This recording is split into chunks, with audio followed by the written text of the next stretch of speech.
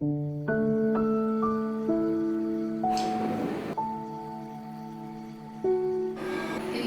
June 26 ലഹരി വിമുക്ത ദിനമായി നാം ആചരിക്കുന്നു.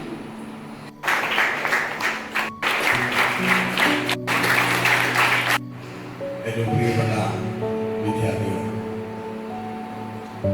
ഇരുളിന്റെ ഒരു വലിയ അന്തരീക്ഷത്തെ തുടച്ചു നീക്കി നിറദീപം കൊളുത്തിക്കൊണ്ടാണ് നമ്മൾ ഈ പരിപാടി ഇന്ന് ഉദ്ഘാടനം ചെയ്തത്.